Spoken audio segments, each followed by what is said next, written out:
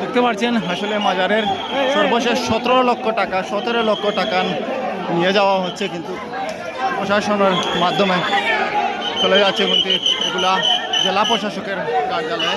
তারপর এগুলা কী করা হবে না করা হবে পরবর্তী সিদ্ধান্ত নেওয়া হবে। দেখতে পাচ্ছেন কি পরিমাণ মানুষ আসলে ভিড় করেছেন, আসলে সবাই